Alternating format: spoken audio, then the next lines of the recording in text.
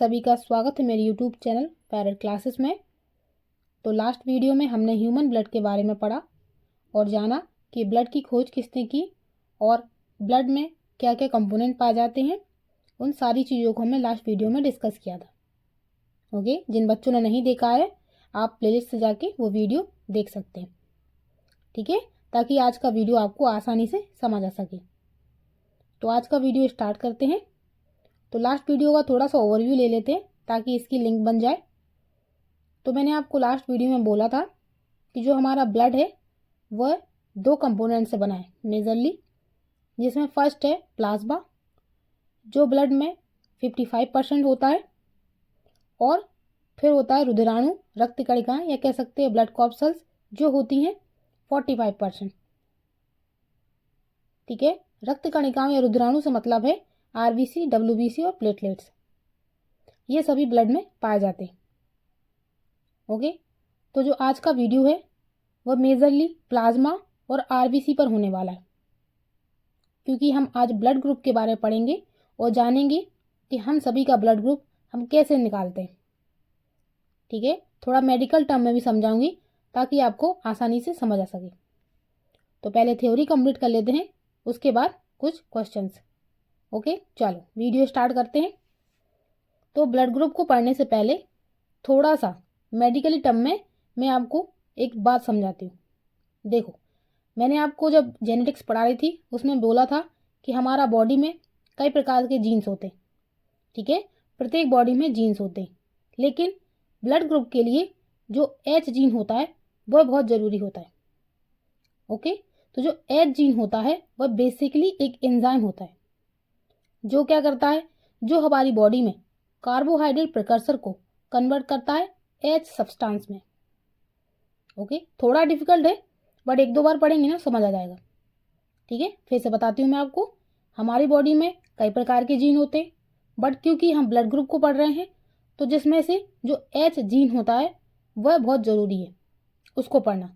तो जो H gene होता है वह बेसिकली एक एंजाइम होता है, ठीक है, जो कार्बोहाइड्रेट प्रिकर्सर को कन्वर्ट करता है एच सब्सटेंस में।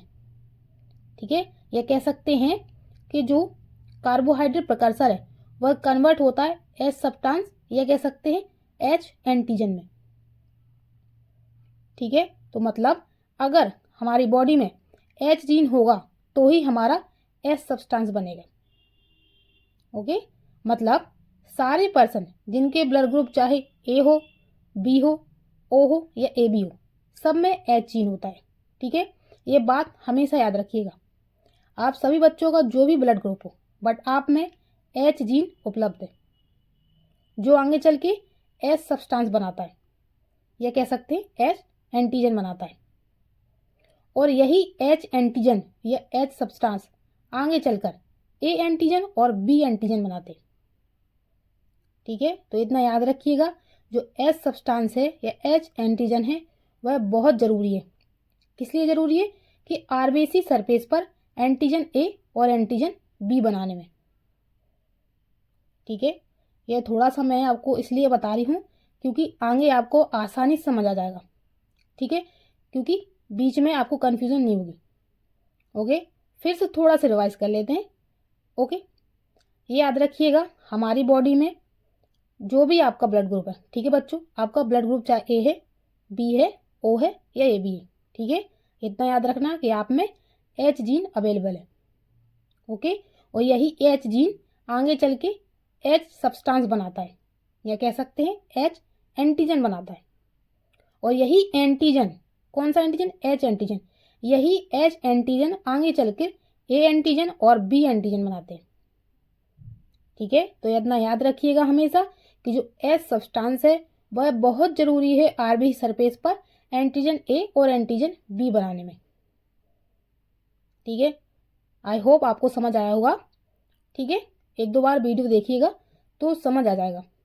एग्जाम में इतना डिटेल से नहीं पूछा जाता क्योंकि आप ब्लड ग्रुप पढ़ रहे हैं, तो आपके लिए मैं थोड़ा सा मेडिकल टर्म में समझा रही हूँ। ओके, चलो थ्योरी में बढ़ते हैं। तो जो ब्लड ग्रुप है इसकी खोज की थी कार्ल लैंडस्टीनर ने। ओके, नाम पूछा गया है तो ब्लड ग्रुप की खोज की थी कार्ल लैंडस्टीनर ने। और किस वर्ष की थी? 1900 से 1901 के बीच। ओके, और इन्हीं खोज के लिए उनको क्या मिला? तो कार्ल लैंडस्टीनर को अपनी इस उपलब्धि के लिए 1930 में फिजियोलॉजी और मेडिसिन के क्षेत्र में, याद रखिएगा, इनको नोबेल पुरस्कार भी मिला था। ओके, एक बार केबीसी में यह क्वेश्चन पूछा गया था, कार्ल लैंडस्टीनर ऑप्शन में थे और उसमें नोबेल प्राइज का क्वेश्चन था। ओके, हाँ, तो क्या हो गया? खोज किसने की? कार्ल लैंडस्टीनर ने, और इनको इसी उपलब्धि के कारण 1930 में फिजियोलॉजी में और मेडिसिन के क्षेत्र में नोबेल पुरस्कार मिला। ठीक है, तो कार्ल लैंडस्टीनर ने क्या किया? उसने किया कि उसने कई सारे लोगों के खून के सैंपल लिए। ठीक है, उसने कई सारे लोगों के ब्लड के सैंपल लिए और बहुत मेहनत के बाद उसने पता लगाया कि खून 3 प्रकार का होता है और उसने नाम दिया उसको A, B और C। और बाद में कुछ समय बाद लैंडस्टीनर ने ग्रुप C को क्या नाम रख दिया? Group O। ठीक है, ब्लड ग्रुप O रख दिया। पहले उसने नाम ABC दिया था, बाद में उसका नाम C का नाम बदल के ग्रुप O रख दिया। ठीक है, तो ये हो गया। तो ब्लड ग्रुप की खोज किसने की थी? कार्ल लैंडस्टीनर ने, और इनको नोबेल पुरस्कार भी मिला है इसी के चलते। और उन्होंने A, B और O की खोज की थी, याद रखिएगा हमेशा। ठीक है, आगे है ब्लड ग्रुप AB की खोज।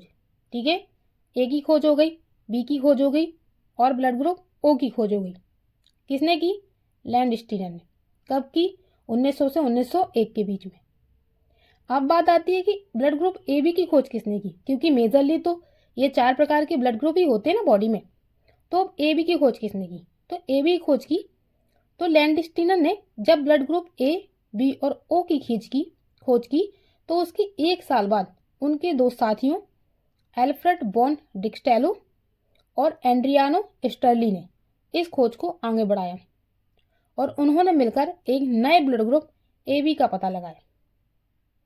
ठीक है, तो जो उनके साथ काम करते थे, कह सकते स्टूडेंट थे, क्या नाम था उनका? एल्फ्रेड वॉन डिकास्टेलो और एड्रियानो स्टर्ली। इन्होंने मिलकर इस खोज को आगे बढ़ाया और एक नए ब्लड ग्रुप AB का पता लगाया। ओके, तो इस तरीके से 4 ब्लड ग्रुप की खोज हो गई। A की खोज हो गई, B की खोज हो गई, O की खोज हो गई और अभी AB की खोज होगी। ठीक है, तो इस तरीके से चारों ब्लड ग्रुप की खोज हो गई। किसने की? ये भी आपको पता चल गया। अब आगे है ब्लड ग्रुप कैसे पता चलता है। ठीक है, तो जो कार्ल लैंडस्टीनर थे, जब वो ब्लड ग्रुप की खोज कर रहे थे तो उन्होंने मनुष्य के रक्त में, ब्लड में किसकी खोज की? एक ग्लाइकोप्रोटीन की खोज की। ठीक है, किसकी खोज की? ग्लाइकोप्रोटीन। तो ग्लाइकोप्रोटीन की खोज किसने की? कार्ल लैंडस्टीनर ने। तो उन्होंने जब खोज की तो पता लगाया कि हमारे ब्लड में आरबीसी है और प्लाज्मा भी है। ठीक है, जो आरबीसी है वो प्लाज्मा मैंने आपको बताया था ना लास्ट वीडियो में कि येलो कलर का होता है बॉडी में, ओके, खून में। तो वो जो प्लाज्मा है उसी में ये आरबीसी तैरती रहती है ना। तो जो कार्ल लैंडस्टीनर थे उन्होंने देखा कि आरबीसी की सतह पर, ठीक है, कार्ल लैंडस्टीनर ने मनुष्य के रक्त में मौजूद आरबीसी में 2 तरह के एंटीजन को देखा, जिसका नाम एंटीजन A तथा एंटीजन B रखा। ठीक है, और उन्होंने प्लाज्मा की सतह पर क्या देखा?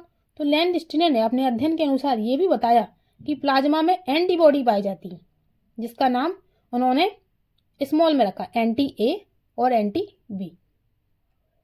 मतलब उन्होंने आरबीसी की सरफेस पे क्या देखा? एंटीजन को देखा, जिसका नाम उन्होंने एंटीजन A और एंटीजन B दिया।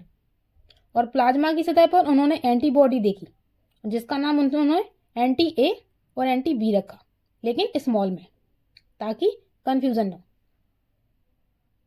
ठीक है, ये तो आपको पता चल गया ना कि एंटीजन कहाँ से आए। मैंने आपको शुरुआत में बता दिया था इसलिए। ठीक है, कि एंटीजन बेसिकली आते कैसे हैं, प्रोसेस में कैसे आते हैं, ये हो गया। तो कार्ल लैंडस्टीनर ने आरबीसी की सतह पर एंटीजन को देखा और प्लाज्मा की सतह पर एंटीबॉडी को देखा। एंटीजन को देखा तो उन्होंने नाम दिया एंटीजन A और एंटीजन B। प्लाज्मा की सतह पर एंटीबॉडी देखी तो नाम दिया एंटी ए और एंटी बी। ठीक है, ये हो गया।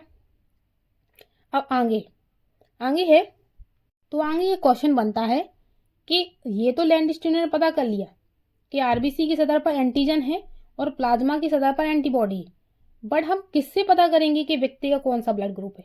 तो वो पता चलता है आरबीसी की सतह पर जो दो एंटीजन है ना, उससे पता चलता है कि व्यक्ति का ब्लड ग्रुप कौन सा है। ठीक है, चलो तो एक इमेज से समझते हैं कि हम जो हमारी ब्लड सेल्स है उसके ऊपर एंटीजन किस प्रकार से दिखते हैं।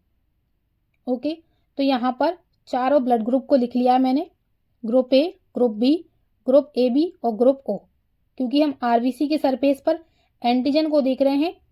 ठीक है, तो किस ब्लड ग्रुप में कौन सा एंटीजन है वो और कैसे दिखता है वो देख रहे हैं, तो पहले उसको समझते हैं। तो 4 आरबीसी दी हुई हैं हर ब्लड ग्रुप में। ठीक है, तो आप ग्रुप ए को देखो, उसके चारों तरफ क्या दिख रहा है?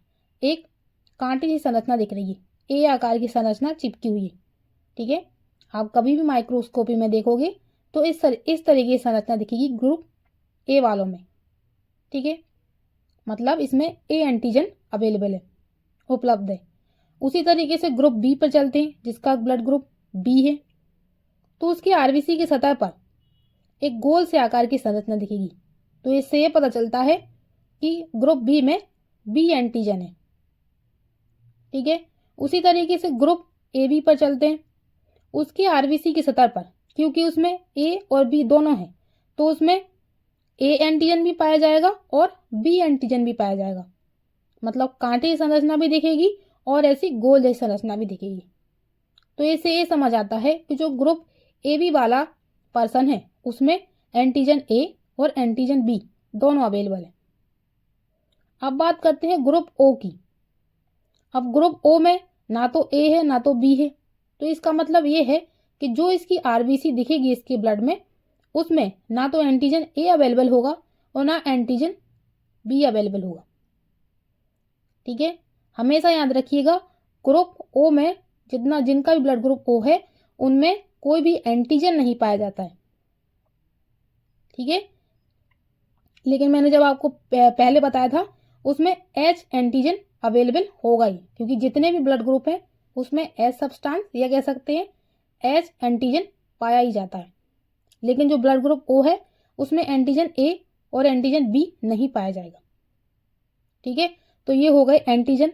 तो किस तरीके से आरबीसी की सरफेस पर ये एंटीजन दिखते हैं और आपको देख के ही कैसे पता लगाना है कि किसका ब्लड ग्रुप क्या है। ओके, जो डॉक्टर होते हैं वह इसी मतलब इमेज को देख के ही पता करते हैं कि किस व्यक्ति का कौन सा ब्लड ग्रुप है। ठीक है, आगे चलते हैं और समझते हैं, क्योंकि अब ये एंटीजन को कंप्लीट किया है, अब एंटीबॉडी की बारी है। तो रक्त की प्लाज्मा में भी एक प्रकार का प्रोटीन पाया जाता है जिसे एंटीबॉडी कहते हैं, और यह एंटीबॉडी बीमारियों से रक्षा करती है। और एंटीबॉडी भी 2 प्रकार की होती है। तो लैंडस्टीनर ने प्लाज्मा के सरफेस पे 2 प्रकार की एंटीबॉडी की खोज की थी, एंटी ए और एंटी बी। इसको उसने स्मॉल से शो किया था। ठीक है, स्मॉल लेटर से। ठीक है, अब सवाल उठता है, आपने सोचा होगा कि अगर किसी ब्लड ग्रुप में ए एंटीजन है, ठीक है, तो उसमें एंटीबॉडी भी ए होगी। तो नहीं, ऐसा नहीं होता। ऐसा क्यों नहीं होता? अगर ये दोनों एक साथ हो गए तो क्या होगा, ये आपस में जो इनका ब्लड है और प्लाज्मा दोनों आपस में चिपचिपे हो जाएंगे। चिपचिपे हो जाएंगे तो गाढ़ा हो जाएगा। गाढ़े होने से क्या होगा, हमारी नसों में खून का बहना बंद हो जाएगा और खून नष्ट हो जाएगा। तो इस प्रोसेस को क्या कहा जाता है? इसे रक्त का एग्लूटिनेशन कहा जाता है। ठीक है, अविश्लेषण कहा जाता है। मतलब जिस ब्लड ग्रुप में एंटीजन अगर ए है तो उसमें एंटीबॉडी कौन सी होगी? बी होगी। और अगर किसी में पर्सन में एंटीजन बी है तो उसमें एंटीबॉडी ए होगी। ठीक है, समझते हैं कैसे? देखो इमेज में देखो, चारों ब्लड ग्रुप लिखे हैं, ए बी और ओ। ठीक है, तो जो ब्लड ग्रुप ए है उसमें एंटीजन ए होगा। ठीक है, लेकिन एंटीबॉडी क्या होगी? एंटीबॉडी लेकिन बी होगी, ए नहीं होगी। ठीक है, दोनों अलग अलग होने चाहिए। मैं आपको आगे बताऊंगी क्यों होने चाहिए, पहले यहाँ समझ लेते हैं। अगर ब्लड ग्रुप ओ है तो एंटीजन बी होगा, लेकिन एंटीबॉडी ए होगी। अगर ब्लड ग्रुप ए भी है तो उसमें एंटीजन ए और एंटीजन बी दोनों होंगे, लेकिन एंटीबॉडी कोई नहीं होगी। ठीक है। और अगर ब्लड ग्रुप ओ है तो उसमें एंटीजन कोई नहीं होगा, लेकिन जो एंटीबॉडी है वह दोनों होगी। ठीक है। क्यों होगी वो आगे समझते हैं। ठीक है। तो इतना समझ आ गया कि दोनों एक साथ नहीं रह सकते। ठीक है। अगर इसको ऐसे भी प्रैक्टिकली भी समझो आप कि अगर ए बी को समझो। ठीक है। अगर किसी का ब्लड ग्रुप ए बी है, ठीक है, तो उसमें जो एंटीजन है वह ए एंटीजन भी अवेलेबल है और बी एंटीजन भी अवेलेबल है। ठीक है। और अगर उसमें एंटीबॉडी भी ए और बी दोनों हो जाती तो क्या होता, दोनों एक से एक जैसी हो जाती। एक जैसी हो जाने से क्या होगा, रक्त का अविश्लेषण हो जाता, मतलब एग्लूटिनेशन हो जाता और रक्त नष्ट हो जाता। तो इससे व्यक्ति की मौत भी हो सकती है।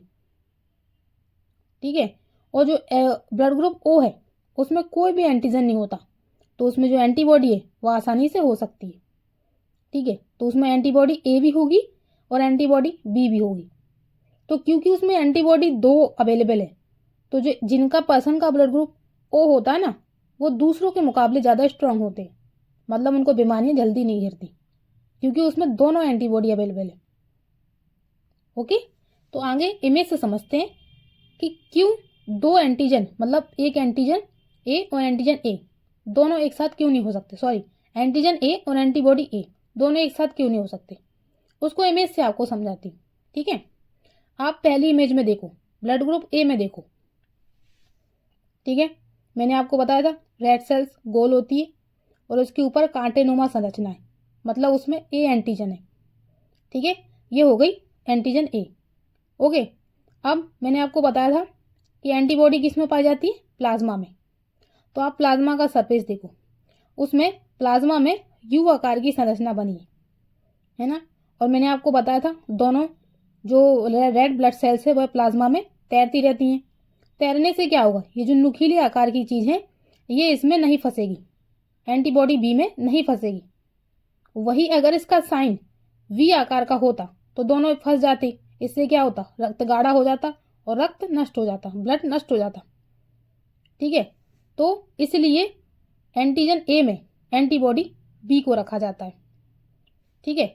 अब उसी तरीके से दूसरा समझते हैं, ब्लड ग्रुप बी में। बी में देखो आप रेड सेल्स पे, उसके बाहर गोलाकार की संरचना है, इसका मतलब उसमें एंटीजन बी अवेलेबल है। ठीक है। वहीं उसके प्लाज्मा में देखो वी आकार की आकृति है।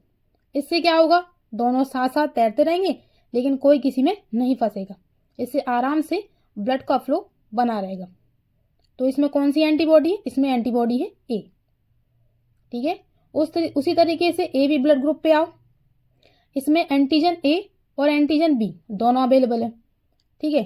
क्योंकि इसमें दोनों एंटीजन अवेलेबल है तो प्लाज्मा में दोनों अवेलेबल नहीं हो सकते क्योंकि दोनों फंस जाएंगे, है ना।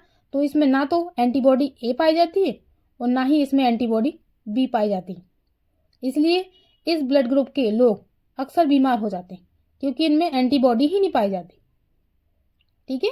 ये लोग जल्दी बीमार हो जाते हैं दूसरों के मुकाबले। वहीं अगर ब्लड ग्रुप ओ पे आओ तो इसमें जो रेड सेल्स है उसमें ना तो एंटीजन ए पाया जाता है और ना ही एंटीजन बी पाया जाता है। ठीक है। तो क्या होता है, उसके प्लाज्मा में एंटीबॉडी ए और एंटीबॉडी बी दोनों पाई जाती है, जिससे इस ब्लड ग्रुप वाले लोग काफ़ी मजबूत होते हैं और बीमारियों से जल्दी लड़ लेते हैं, या कह सकते जल्दी बीमार भी नहीं होते। ठीक है। क्योंकि उसमें एंटीबॉडी ए और एंटीबॉडी बी दोनों पाई जाती है। ठीक है। तो मतलब जब भी आप किसी पर्सन का, या खुद कह सकते हैं खुद का भी कभी आपको ब्लड ग्रुप पता करना है तो आप क्या करिएगा, अपना ब्लड का सैंपल लीजिएगा। उसको आपने देखा होगा लैब में एक कांच की एक पतली प्लेट जैसी होती है ना, उसमें अपने ब्लड को रखिएगा, उसको थोड़ा पतला कीजिएगा और उसको माइक्रोस्कोपी से देखिएगा। अगर आपकी ब्लड सेल्स के बाहर ऐसे कांटेनुमा संरचना है तो मतलब आपका ब्लड ग्रुप ए है। अगर आपकी ब्लड सेल्स के बाहर ऐसी गोल सी संरचना है तो आपका ब्लड ग्रुप बी के अंदर आ रहा है। और अगर आपके दोनों हैं, ठीक है, ए एंटीजन भी है और बी एंटीजन भी है, ठीक है, तो आपका ए बी ब्लड ग्रुप है।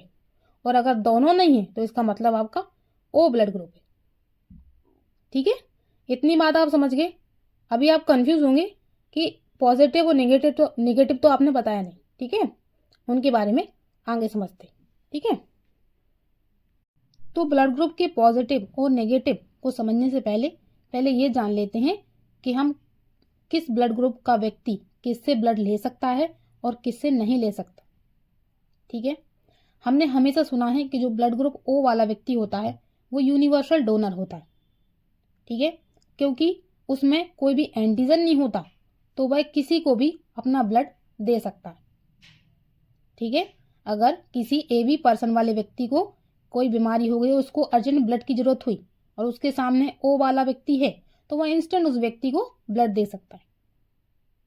वहीं जो ब्लड ग्रुप AB वाला है वो यूनिवर्सल रिसिपिटर होता है, मतलब ऐसा व्यक्ति किसी से भी ब्लड ले सकता है, क्योंकि इसमें कोई भी एंटीबॉडी नहीं होती, ठीक है। जब एंटीबॉडी नहीं होगी तो उससे कौन लड़ेगा, मतलब एग्जाम्पल समझें, जैसे किसी घर में गेट ही नहीं है तो कोई भी अंदर आ सकता है, बाहर जा सकता है ना।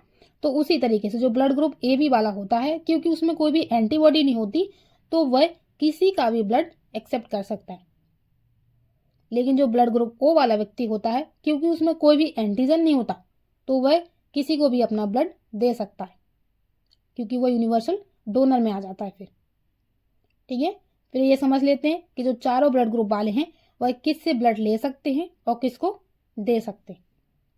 पहले हम ब्लड ग्रुप A वालों की बात करते हैं, ठीक है। तो जो ब्लड ग्रुप A वाला है वह किससे रक्त ले सकता है? O से तो वो ले गई, जो चारों ब्लड ग्रुप वाले हैं वह जो O ब्लड ग्रुप वाले हैं उससे तो ले सकते हैं, तो वो सब में आएगा, क्योंकि वो तो डोनर ही है, वो किसी को भी दे सकता है। तो ब्लड ग्रुप जो A वाला व्यक्ति है वह A से भी ब्लड ले सकता है और O से तो लेगा ही लेगा, क्योंकि वो डोनर है, यूनिवर्सल डोनर है, वो किसी को भी दे सकता है O वाला व्यक्ति, तो वो सब में आएगा, सब ब्लड ग्रुप में आएगा, ठीक है। तो जो A ब्लड ग्रुप वाला है वह A से भी ब्लड ले सकता है और O से भी, O से तो लेना ही लेना है, तो O से भी ले सकता है। लेकिन अब बात आती है कि वो A ब्लड ग्रुप वाला व्यक्ति किसको ब्लड दे सकता है, ठीक हो। तो जो A वाला ब्लड ग्रुप है वह अपनी बरादरी में देगा, A में तो A में देगा ही, लेकिन AB को भी दे सकता है, क्योंकि उसमें भी AB में भी A अवेलेबल है। तो किस में दे सकता है? A को भी दे सकता है और AB को भी दे सकता है। अब आ गई बात ब्लड ग्रुप B वालों की, तो वह B से भी ले सकता है और O से तो उसको लेने लेना है, और देने की बात हुई तो वह B को दे सकता है और AB को दे सकता है। अब बात आती है AB की, तो AB जो ब्लड ग्रुप वाला व्यक्ति है, क्योंकि वह किसी का भी ब्लड ले सकता है, तो उसमें चारों ब्लड ग्रुप आएंगे, ठीक है। A का भी आएगा, B का भी आएगा, O का भी आएगा और AB का भी आएगा, मतलब वो चारों से ब्लड ले सकता है। और अगर देने की बात आई तो वह सिर्फ AB को ही देगा।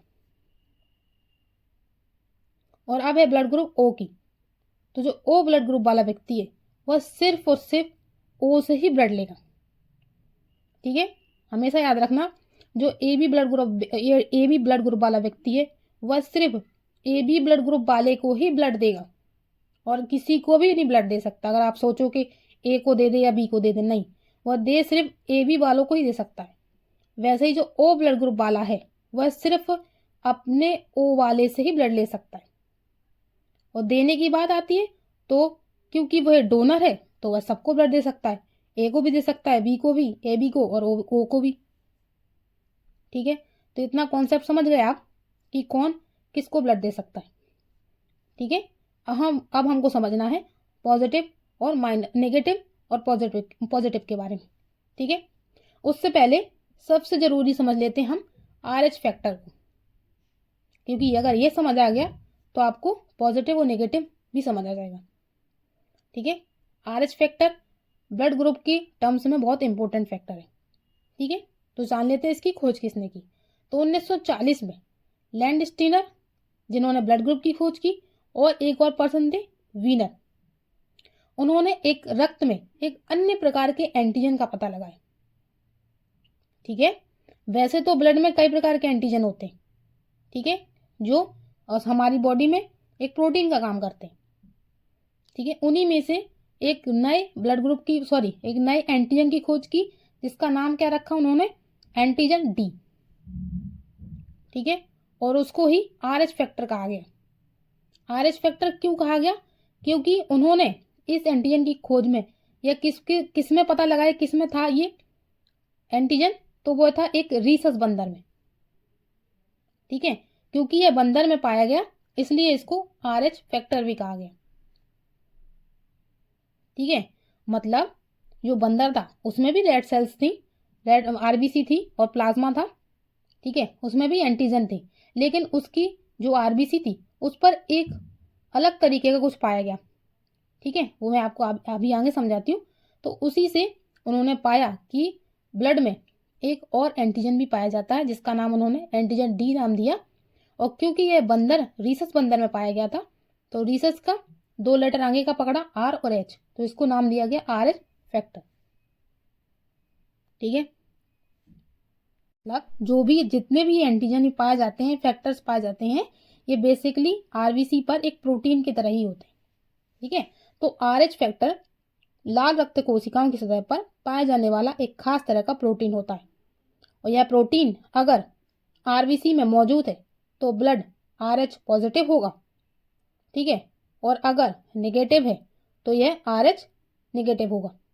मतलब RH अगर पॉजिटिव है तो इस प्रकार के रक्त में RH फैक्टर मौजूद है, और RH अगर नेगेटिव है तो इस प्रकार के रक्त में RH फैक्टर नहीं पाया जाता। ठीक है, मेडिकल टर्म में हमेशा याद रखना, पॉजिटिव मतलब कोई चीज़ की बीमारी है और नेगेटिव मतलब कोई बीमारी नहीं है। ठीक है, आप कभी भी अगर किसी भी चीज़ की जांच कराने जाओ, जैसे अगर आप टाइफाइड की जांच कराने गए, अगर आपकी रिपोर्ट में पॉजिटिव आया, इसका मतलब आप में वो चीज़ है, अगर नेगेटिव आया तो आप में वो चीज़ नहीं है। ठीक है, मेडिकल टर्म में तो हमेशा ये याद रखना कि अगर इसमें पॉजिटिव आ रहा है तो ये चीज़ हमारे ब्लड में है। ओके, तो हमारी ब्लड सेल्स में अगर RH फैक्टर मौजूद है तो हमारा ब्लड ग्रुप वह पॉजिटिव है, और अगर नहीं है तो हमारा वह ब्लड ग्रुप नेगेटिव है। ठीक है, तो RH फैक्टर किस तरीके से दिखता है ब्लड सेल्स पर, आगे समझते हैं। उससे पहले एक हाईलाइटेड लाइन बहुत इंपॉर्टेंट है, उसको समझ लेते हैं कि जिन लोगों में RH फैक्टर ना ही पॉजिटिव होता है और ना ही नेगेटिव होता है, वे हमेशा नल होता है। मतलब अगर कोई पर्सन जिसकी RBC की सरफेस पर ना तो RH फैक्टर अवेलेबल हो, मतलब ऐसा कह सकते हैं अवेलेबल ही ना हो, ना पॉजिटिव हो ना नेगेटिव हो, तो ऐसी जो RBC कहलाएगी वह नल कहलाएगी। ठीक है, तो इस टर्म में, मेडिकल टर्म में, ऐसे ब्लड ग्रुप को कहा जाता है RH नल ब्लड ग्रुप, और इसको गोल्डन ब्लड ग्रुप के नाम से भी जाना जाता है। ठीक है, ये बहुत ही कह सकते हैं, बहुत ही पूरी दुनिया में सिर्फ शायद 40 या 42 लोगों के पास ही इस तरीके का ब्लड ग्रुप अवेलेबल है। ठीक है, उनमें से शायद 9 जो ऐसे पर्सन हैं जो इस ब्लड ग्रुप को दे सकते हैं, बाकी कुछ उनमें मेडिकल प्रॉब्लम की वजह से बाकी लोग इस ब्लड ग्रुप को नहीं दे सकते। तो यह बहुत ही रेयर ब्लड ग्रुप है। ठीक है, यह बेसिकली अमेरिका, जापान जैसे कुछ एरिया में मिलता है। मुश्किल से पूरी आबादी का, पूरे देश की आबादी का 42 लोगों के पास ही है इस प्रकार का ब्लड ग्रुप, जिसमें RH फैक्टर ना तो पॉजिटिव होता है और ना ही नेगेटिव होता है, वो हमेशा नल होता है। तो ऐसे फैक्टर को हमेशा, या ऐसे इस प्रकार के ब्लड ग्रुप को RH नल ब्लड ग्रुप या गोल्डन ब्लड ग्रुप कहते हैं। ठीक है, इतना समझ गए, आगे समझते। तो जब यह RH फैक्टर की खोज हो गई तो इस तरीके से हमारे 8 ब्लड ग्रुप हमको पता चले। ठीक है, कौन कौन से ब्लड ग्रुप पता चले, पहला तो A positive A negative, B positive B negative, AB positive AB negative, O positive O negative. मतलब जो एक ब्लड ग्रुप वाला है उसमें अगर RH फैक्टर मौजूद है तो वह हो गया A पॉजिटिव, और अगर उसमें नेगेटिव है तो A नेगेटिव। वैसे ही ब्लड ग्रुप B वाले में अगर RH फैक्टर पॉजिटिव है तो B प्लस, और अगर नेगेटिव है तो B माइनस ब्लड ग्रुप। वैसे ही जो AB ब्लड ग्रुप वाला है उसमें अगर RH फैक्टर पॉजिटिव है तो AB पॉजिटिव, और अगर नेगेटिव है तो AB नेगेटिव। वैसे ही O ब्लड ग्रुप वाले में अगर RH फैक्टर पॉजिटिव है तो O पॉजिटिव, और अगर नेगेटिव है तो ब्लड ग्रुप ओ नेगेटिव। ठीक है, तो आप सभी को अपने अपने ब्लड ग्रुप पता होंगे कि किसका कौन सा ब्लड ग्रुप है, और उसमें प्लस माइनस भी होगा। ठीक है, मतलब उनमें RH फैक्टर मौजूद है, या कह सकते हैं पॉजिटिव है तो उसका पॉजिटिव आएगा, और अगर नेगेटिव है तो उसका ब्लड ग्रुप नेगेटिव होगा। ठीक है, इतना समझ गए? तो चलो आगे चलते हैं। अब ये देखते हैं कि जो RH पॉजिटिव वाला पर्सन है, ठीक है, वह किससे रक्त ले सकता है और दे सकता है। अगर पहले देने की बात करें तो जो पॉजिटिव वाला व्यक्ति है वह सिर्फ पॉजिटिव वाले को ही ब्लड दे सकता है, और अगर लेने की बात आई तो वह पॉजिटिव से भी ले सकता है और नेगेटिव से भी ले सकता है। ऐसे ही RH नेगेटिव, यह सिर्फ देने की बात आती है तो यह RH पॉजिटिव या RH नेगेटिव को ही ब्लड देगा, लेकिन अगर लेने की बात आए तो हमेशा यह नेगेटिव वाले से ही ब्लड लेगा। ठीक है, ये तो बहुत सिंपल है। ठीक है, पॉजिटिव वाला है तो वह सिर्फ पॉजिटिव वाले को ही देगा। ठीक है, और नेगेटिव वाला है तो वह सिर्फ नेगेटिव वाले से ही लेगा। ठीक, दोनों थोड़ा उल्टा है बट सिंपल है, समझ आ जाएगा आपको। ठीक है, इतना डिटेल से नहीं आएगा, फिर भी मैंने आपको इसलिए इन पॉइंट को ऐड कर लिया ताकि आपको थोड़ा समझ में आ सके कि किस तरीके से ब्लड ग्रुप हम अपना पता करते हैं। ठीक है, आगे चलते हैं। चलो, जो चीज़ आती है एग्जाम में मैं उसको बताती हूँ। आता क्या है एग्जाम में? ये आता है। चलो इसको समझते हैं। इसमें एक तरफ है आपके पेरेंट्स का ब्लड ग्रुप, और एक तरफ है उन पेरेंट्स से जो बच्चे पैदा होंगे उनमें पॉसिबिलिटी कौन कौन से ब्लड ग्रुप है आने की। ठीक है, चलो पहले ये समझते हैं ओ ब्लड ग्रुप वाले की। ठीक है, तो पहले ये देखते हैं, अगर ओ आपकी माता का है और ए आपके पिता का है तो क्या संभावना होगी जो उनके बच्चे पैदा होंगे उनमें कौन कौन सा ब्लड ग्रुप आ सकता है। तो जो ओ ब्लड ग्रुप है वो तो आएगा ही आएगा, और अपने साथ ए को भी लाएगा। फिर ऐसे ही ओ और बी का, तो उसमें ओ तो आएगा ही आएगा और बी को भी साथ में लेके आएगा। वैसे ही अगर ब्लड ग्रुप ओ माता का हो और ओ ही ब्लड ग्रुप पिता का, तो जो बच्चे पैदा होंगे वो भी ओ ब्लड ग्रुप के साथ ही पैदा होंगे। ठीक है, और अगर ओ और ए बी हो तो क्या बच्चे पैदा हो सकते हैं कौन से ब्लड ग्रुप के साथ? ए और बी ब्लड ग्रुप के साथ बच्चे पैदा हो सकते हैं। ठीक है, आगे है कौन सा blood group? A blood group. ठीक है, तो अगर आपकी माता का ब्लड ग्रुप ए है और आपके पिता का ब्लड ग्रुप भी ए है तो जो पॉसिबिलिटी होगी ब्लड ग्रुप के आने की वह होगी ए और ओ। वैसे ही अगर बी ब्लड ग्रुप दोनों का सेम है तो पॉसिबिलिटी है बी और ओ आने की। ठीक है, और वैसे ही अगर दोनों का ए बी और ए बी ब्लड ग्रुप है, समान है, तो पॉसिबिलिटी है या तो बच्चे का ब्लड ग्रुप ए आ सकता है, बी आ सकता है या ए बी आ सकता है। वैसे ही अगर ब्लड ग्रुप ए बी और पिता का ब्लड ग्रुप ए है, मतलब माता का ए बी और पिता का ए है, तो पॉसिबिलिटी भी वैसी बनेगी, ए आ सकता है, बी आ सकता है और या ए बी आ सकता है। वैसे ही अगर माता का ए बी है और पिता का बी है तो पॉसिबिलिटी भी सेम होगी, ए आएगा, बी आएगा या ए बी आएगा। और अगर माता का ए है और पिता का बी है तो पॉसिबिलिटी क्या है? ब्लड ग्रुप ए आएगा, बी आएगा, ए बी भी आ सकता है और ओ भी आ सकता है। ठीक है, ये बहुत इंपॉर्टेंट चार्ट है, इसको आप रिवीजन करिएगा क्योंकि एग्जाम में इससे क्वेश्चंस पूछे गए। ओके, तो आपने अब आपके सवाल आपके दिमाग में क्वेश्चन आया होगा कि अब 8 प्रकार के ब्लड ग्रुप हो चुके हैं RH फैक्टर के बाद से। ठीक है, पहले तो 4 थे, तो हमने जान लिया कि ए बी जो है वह सर्वग्राही है, जो ओ है वह सर्वदाता है, लेकिन अब तो 8 प्रकार के ब्लड ग्रुप हो गए RH फैक्टर की खोज के बाद। तो अब कौन सा ब्लड ग्रुप अगर एग्जाम में पूछा गया तो कौन सा होगा सर्वग्राही और सर्वदाता में? ठीक है, तो जो ए बी पॉजिटिव है, हमेशा याद रखिएगा, ए बी पॉजिटिव वो होगा यूनिवर्सल एक्सेप्टर। ठीक है, सर्वग्राही, और यूनिवर्सल डोनर में आएगा ओ नेगेटिव। ठीक है, एग्जाम में पूछा गया है, ए बी भी दिया था और ए बी पॉजिटिव भी दिया था, कई बच्चों से क्वेश्चन नहीं बना है, इसलिए तो हमेशा याद रखना A B positive universal acceptor है और डोनर है ओ नेगेटिव। ठीक है, इतना हो गया। अब RH फैक्टर से रिलेटेड एक बीमारी है जो एग्जाम में पूछी गई थी, उसको भी ऐड कर लिया, जिसका नाम है एरिथ्रोब्लास्टोसिस फिटेलिस। ठीक है, ये कैसे होती है? यदि पिता का रक्त RH पॉजिटिव हो तथा माता का रक्त RH नेगेटिव हो तो जन्म लेने वाले शिशु की जन्म से पहले, गर्भावस्था में या जन्म के तुरंत बाद मृत्यु हो जाती है, और ऐसा अक्सर पहली संतान के बाद जो संतान पैदा होती है ना, उसमें होता है। ठीक है, आपने कभी कभी अपनी कॉलोनी में, अपने एरिया में देखा होगा, किसी पेरेंट्स का ओनली एक ही बच्चा है, उसके बाद उनके पेरेंट्स को बच्चे ही नहीं हुए। तो ऐसी गारंटी है, मतलब ऐसी पॉसिबिलिटी है कि उनके पिता का रक्त RH पॉजिटिव होगा और माता का रक्त RH नेगेटिव होगा, जिसके कारण पहली संतान के बाद कोई संतान पैदा ही नहीं हुई। ठीक है, वैसे अब तो बहुत सारे ऐसे इंजेक्शन बन चुके हैं, या प्री मेच्योर डिलीवरी भी करवा लेते हैं ताकि वो बच्चा पैदा हो सके। ओके, लेकिन पहले ऐसा नहीं हो पाता था। तो ये बीमारी है जिसका नाम है एरिथ्रोब्लास्टोसिस फिटेलिस। ठीक है, तो ये कब होता है? ये बेसिकली जब पहली संतान हो जाती है ना, लेकिन जब दूसरी संतान होती है ना, तो वह बच्चा गर्भ में ही मर जाता है।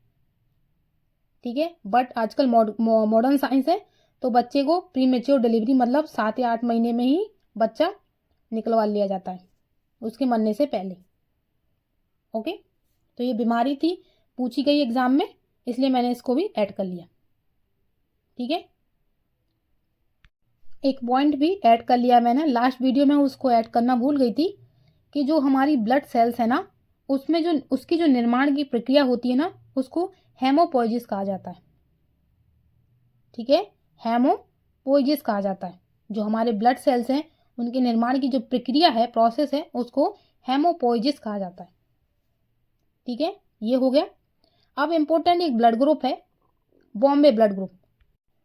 ठीक है, बॉम्बे ब्लड ग्रुप, जिसको OH के नाम से भी जानते हैं। ठीक है, इससे एक क्वेश्चन पूछा गया था, ज़्यादा नहीं पूछा जाता, बट एक बार एक ऐसा पूछा गया था क्वेश्चन, इसलिए मैंने इसको ले लिया। तो इसकी खोज हुई थी डॉक्टर, या खोज की थी किसने की थी? डॉक्टर YM वेंडे ने। कब की थी? 1952 में। तो जो बॉम्बे ब्लड ग्रुप है, इसकी खोज की थी डॉक्टर YM वेंडे ने 1952 में। कहाँ पर? बॉम्बे में, जो अभी मुंबई के नाम से जाना जाता है ना, महाराष्ट्र में, बॉम्बे में। क्योंकि इस ब्लड ग्रुप का सैंपल या इस प्रकार का व्यक्ति कहाँ मिला था? बॉम्बे में मिला था, इसलिए इसको बॉम्बे ब्लड ग्रुप कहा गया। क्यों कहा गया ये जान लेते हैं। इसमें कुछ इंपॉर्टेंट पॉइंट है, मैंने ऐड किए हैं। तो जो बॉम्बे ब्लड ग्रुप है, उसको XX ब्लड ग्रुप या HH ब्लड ग्रुप या OH फेनोटाइप के रूप में भी जाना जाता है। और बॉम्बे पॉइंट है, बॉम्बे ब्लड ग्रुप वाले लोग भी O नेगेटिव होते हैं। इनमें भी O नेगेटिव जैसा RBC की सरफेस पर A और B दोनों एंटीजन नहीं होते, बट फर्क सब इतना होता है कि इसमें जो O नेगेटिव है उसमें H एंटीजन होता है, लेकिन जो बॉम्बे ब्लड ग्रुप वाले लोग होते हैं उनमें H एंटीजन नहीं होता है। और बॉम्बे ब्लड ग्रुप वाले लोग सिर्फ अपने ही बॉम्बे ब्लड ग्रुप वाले व्यक्ति को ही ब्लड दे सकते हैं, ये हमेशा याद रखना। जो बॉम्बे ब्लड ग्रुप वाला पर्सन होगा वह सिर्फ बॉम्बे ब्लड ग्रुप वाले पर्सन को ही ब्लड दे सकता है और ले सकता है। तो इस तरीके से जितने भी थ्योरी के इंपॉर्टेंट पॉइंट थे सारे कंप्लीट हो चुके हैं। अब बारी है क्वेश्चंस की। चलो कुछ क्वेश्चंस हैं, उनको देख लेते हैं। निम्नलिखित में से कौन शरीर में प्रतिरोधक क्षमता विकसित करता है? ऑप्शन है एंटीजन, एंटीबॉडी, एंजाइम जिसको किण्वक भी कहते हैं, या हार्मोन्स। तो राइट आंसर है option B, antibody. Okay, next question है, निम्न में से किस जोड़े के बीच शादी असंगत होगी? तो अब बताना है आपको, RH पॉजिटिव अगर पुरुष है और RH पॉजिटिव अगर स्त्री है, RH नेगेटिव पुरुष है या RH पॉजिटिव स्त्री है, RH नेगेटिव पुरुष है या RH नेगेटिव स्त्री है, या RH पॉजिटिव पुरुष है और RH नेगेटिव स्त्री है। तो आपको बताना है कि किन दोनों के बीच में जो शादी होगी वह असंगत होगी। तो राइट आंसर ऑप्शन डी। ठीक है, RH पॉजिटिव और RH नेगेटिव, ये वाला ऑप्शन डी। आप देख सकते हैं UPPS जूलॉजी में पूछा गया था यह क्वेश्चन, नेक्स्ट है प्रतिजन, या जिसको इंग्लिश में एंटीजन कहते हैं, वह पदार्थ है जो ऑप्शन ए हानिकारक जीवाणुओं को नष्ट करता है, विषाक्तता के उपचार के लिए प्रयुक्त होता है, शरीर के ताप को कम करता है, या एंटीबॉडी के निर्माण को उद्दीप्त करता है। तो राइट आंसर है ऑप्शन डी। ठीक है, जो एंटीजन है वह एंटीबॉडी के निर्माण को उद्दीप्त करता है, मतलब उसको बनाता है। आप देख सकते हैं आईएएस में पूछा गया था 1997 में और 2001 में ही पूछा गया था प्री एग्जाम में। ओके, नेक्स्ट है निम्नलिखित में से कौन सा कथन बॉम्बे रक्त समूह बॉम्बे ब्लड ग्रुप के बारे में सही नहीं है। ठीक है, तो स्टेटमेंट दिए हुए हैं, आपको बताना है कौन सा स्टेटमेंट गलत है। तो ऑप्शन है इस रक्त समूह या ब्लड ग्रुप से संबंधित व्यक्ति केवल ओ ब्लड ग्रुप से संबंधित व्यक्ति से ही रक्त प्राप्त कर सकता है। ऑप्शन बी है एच एंटीजन के प्रकटन में यह अपूर्ण होता है। इसे पहली बार 1952 में डॉक्टर वाई एम भेंडे द्वारा खोजा गया था और इसमें ना तो ए एंटीजन है और ना ही बी एंटीजन है। ठीक है, मतलब इसका राइट आंसर है ऑप्शन ए। ओके, जो ब्लड ग्रुप जो बॉम्बे ब्लड ग्रुप वाला व्यक्ति है वह सिर्फ बॉम्बे ब्लड ग्रुप वाले व्यक्ति को ही ब्लड दे सकता है। ठीक है, इसमें से पहला ऑप्शन जो ए है वह गलत है। ठीक है, वैसे तो जो बॉम्बे ब्लड ग्रुप है वह ओ नेगेटिव ब्लड ग्रुप के ही समान है। ठीक है, बस इसमें एक ये वाली बात खास होती है क्योंकि सारे ब्लड ग्रुप में एच एंटीजन पाया जाता है, लेकिन जो बॉम्बे ब्लड ग्रुप वाला पर्सन होता है ना उसमें एच एंटीजन नहीं होता। ठीक है, नहीं तो वैसे तो काफ़ी मैच वो ओ वाले ब्लड ग्रुप से करता है क्योंकि ओ वाले ब्लड ग्रुप में भी कोई एंटीजन नहीं मिलता, लेकिन ओ वाले ब्लड ग्रुप में एच एंटीजन होता है, लेकिन जो बॉम्बे ब्लड ग्रुप वाला पर्सन होता है ना उसमें एच एंटीजन नहीं होता है। इतना हमेशा याद रखना। ठीक है, कभी ऐसा क्वेश्चन बोले कि ओ ब्लड ग्रुप वाले और बॉम्बे ब्लड ग्रुप वाले क्या सेम है, तो नहीं, डिफरेंस है उसमें। ठीक है, चलो नेक्स्ट है आरएस फैक्टर की खोज किसने की। ऑप्शन है लैंडस्टीनर, हक्सले, वीनर, लैंडस्टीनर और वीनर ने। तो right answer option D. Next है आरएस फैक्टर का नाम आधार है, तो किससे लिया हुआ है, चमगादड़, रीसस बंदर, गैंडा या चूहा। तो right answer option B, rhesus बंदर। नेक्स्ट है यदि एक पिता का रक्त मतलब जो ब्लड ग्रुप है ए है और माता का ब्लड ग्रुप ओ है, तो बताइए उनके पुत्र का निम्नलिखित में से कौन सा ब्लड ग्रुप हो सकता है। ऑप्शन है B A B, O B A B या ओ। तो राइट आंसर है option C, O blood group हो सकता है। नेक्स्ट है यदि माता पिता के ब्लड ग्रुप ए और ए बी हो तो निम्नलिखित रक्त समूहों में से कौन सा नवजात शिशु में असंभव है। तो ऑप्शन है O blood group, A B blood group, A blood group या बी ब्लड ग्रुप। तो राइट आंसर है option A, O blood group. Next है यदि एक बालक का ब्लड ग्रुप ए बी तथा पिता का ब्लड ग्रुप ओ है तो माता का ब्लड ग्रुप क्या हो सकता है। ऑप्शन है ए बी ओ या इनमें से कोई नहीं। तो राइट आंसर है ऑप्शन डी, इनमें से कोई नहीं। नेक्स्ट है एक विवाहित दंपत्ति ने एक बालक को गोद लिया, इसके कुछ वर्ष उपरांत उनमें जुड़वा बच्चे पैदा हुए, जुड़वा पुत्र हुए। दंपत्ति में एक का blood group A B positive और दूसरे का ओ नेगेटिव है। तीनों पुत्रों में से एक का ब्लड ग्रुप ए पॉजिटिव और दूसरे का बी पॉजिटिव और तीसरे का ओ पॉजिटिव है, तो गोद लिए गए पुत्र का ब्लड ग्रुप कौन सा है। थोड़ा सा ट्रिकी क्वेश्चन है, आईएएस में पूछा गया था, फिर भी मैंने ले लिया इसको। ऑप्शन है ओ पॉजिटिव, ए पॉजिटिव, बी पॉजिटिव या उपलब्ध जानकारी के आधार पर कहा नहीं जा सकता। तो राइट आंसर है ऑप्शन ए, ओ पॉजिटिव होगा। नेक्स्ट है ए बी पॉजिटिव वर्ग वाले व्यक्ति को कभी कभी सार्वत्रिक रक्त अदाता कहा जाता है क्योंकि ऑप्शन है उसके रक्त में एंटीजन का अभाव होता है, उसके रक्त में एंटीबॉडी का अभाव होता है, उसके रक्त में एंटीजन और एंटीबॉडी दोनों का अभाव होता है और उसके रक्त में एंटीबॉडी उपस्थित होती है। तो राइट आंसर है ऑप्शन बी, एंटीबॉडी का अभाव होता है। नेक्स्ट है रक्त के ए बी ब्लड ग्रुप वाले व्यक्ति ऐसे व्यक्ति को रक्तदान कर सकता है जिनके ब्लड ग्रुप हो ए बी या ओ। तो राइट आंसर है option C, A B blood group वाले को। नेक्स्ट है कौन सा ब्लड ग्रुप सार्वभौमिक स्वीकारता है? एक्सेप्टर बताना यूनिवर्सल। ऑप्शन है O positive, O negative, A B negative या ए बी पॉजिटिव। तो राइट आंसर है option D, A B positive. ठीक है, चल नेक्स्ट है, निम्नलिखित में से कौन सा ब्लड ग्रुप सार्वभौमिक प्राप्त करता है? ऑप्शन है ए बी, ए या ओ। तो राइट आंसर है ऑप्शन ए बी। नेक्स्ट है, ए बी ब्लड ग्रुप में बताना है आपको क्या क्या होता है। ऑप्शन ए, एंटीजन नहीं रहते, एंटीबॉडी नहीं रहते, ना तो एंटीजन ना ही एंटीबॉडी पाए जाते हैं, एंटीजन और एंटीबॉडी दोनों पाए जाते हैं। तो राइट आंसर है ऑप्शन बी, एंटीबॉडी नहीं रहती। ठीक है, नेक्स्ट है, निम्नलिखित में से कौन सुमेलित नहीं है? तो आपको बताना है कौन सा सुमेलित नहीं है। तो इसका राइट आंसर है ऑप्शन डी, ए पॉजिटिव, कम से कम सामान्य रक्त समूह। ठीक है, ये वाला सही नहीं है। नेक्स्ट पर चलते हैं हम, किस थक्के कारक की अनुपस्थिति से हीमोफीलिया ए होता है? ठीक है, तो आपको बताना है किस फैक्टर के कारण, किस फैक्टर की अनुपस्थिति के कारण हीमोफीलिया ए होता है। ठीक है, तो लास्ट वीडियो में मैंने आपको हीमोफीलिया के बारे में बताया था कि यह एक जेनेटिक रोग है, जिससे क्या होता है, अगर कहीं शरीर में कट लग जाए ना, तो रक्त का बहना या रक्त का जो थक्का है ना, वो जमता नहीं है, जिससे व्यक्ति की अक्सर मौत भी हो जाती है। ओके, और इसी हीमोफीलिया को रॉयल डिसीज भी कहा जाता है।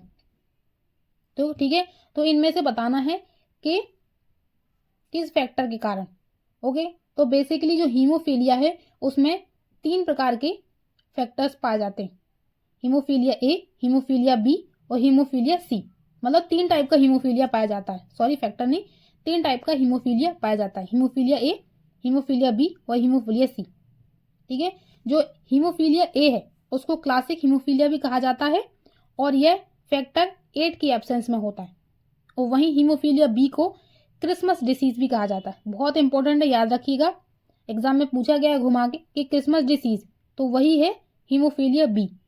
तो हीमोफीलिया बी को क्रिसमस डिसीज भी कहा जाता है, और यह फैक्टर 9 के एब्सेंस में होता है। और फिर है हीमोफीलिया सी, तो यह फैक्टर 11 के एब्सेंस में होता है। ठीक है, तो ये कुछ हीमोफीलिया के टाइप थे, और यह किस फैक्टर के एब्सेंस में होते हैं तो वह भी मैंने आपको बता दी। ठीक है, नेक्स्ट क्वेश्चन पर चलें। तो नेक्स्ट क्वेश्चन है, अच्छा हाँ, इसका ऑप्शन तो हुए नहीं, तो इसके ऑप्शन है फैक्टर 7, फिर है फैक्टर 8, फिर है फैक्टर, तो फिर है फैक्टर 5, ये फिर है फैक्टर 6। ओके, तो मैंने आपको बताया था अभी, जो हीमोफीलिया है ए है, जिसको क्लासिक हीमोफीलिया भी कहते हैं, यह फैक्टर 8 की अनुपस्थिति में होता है। और हीमोफीलिया किससे रिलेटेड है? यह रक्त का थक्का ना जमने की एक बीमारी है, जिसको रॉयल डिसीज भी कहते हैं, और यह उसका टाइप है हीमोफीलिया ए। नेक्स्ट क्वेश्चन है, ब्लड ग्रुप को किस आधार पर वर्गीकृत किया जाता है? तो ऑप्शन है एंटीजन और एंटीबॉडी, हेमोग्लोबिन सामग्री, रिसर्च फैक्टर या ऑक्सीजन सामग्री। तो राइट आंसर है एंटीजन और एंटीबॉडी के तहत वर्गीकृत किया जाता है ब्लड ग्रुप को। नेक्स्ट है, ट्रांसफ्यूजन के अलावा आरएच फैक्टर को कब ध्यान में रखना आवश्यक होता है? तो ऑप्शन है कैथेटराइजेशन, प्लीहर का टूटना, या गर्भावस्था के दौरान, या रक्तदान के दौरान। तो हमेशा आरएच फैक्टर को गर्भावस्था के दौरान याद रखा जाता है, क्योंकि अगर आरएच फैक्टर किसी का पॉजिटिव और किसी का नेगेटिव है, तो जो बच्चा पैदा होगा दूसरा वाला वह खत्म हो जाएगा। ठीक है, किस बीमारी के कारण? एरिथ्रोब्लास्टोसिस फिटेलिस के कारण। ठीक है, ये हो गया। चलो नेक्स्ट क्वेश्चन पर। नेक्स्ट क्वेश्चन है, नेक्स्ट है, पॉजिटिव और नेगेटिव फैक्टर सहित कितने प्रकार के ब्लड मौजूद हैं? तो ऑप्शन है 3, 4, 8 या 6। तो राइट आंसर है 8। ठीक है, तो पॉजिटिव और नेगेटिव के प्रकार में 8 प्रकार के ब्लड ग्रुप अवेलेबल है। नेक्स्ट है, ब्लड टाइप को किस आधार पर वर्गीकृत किया जाता है?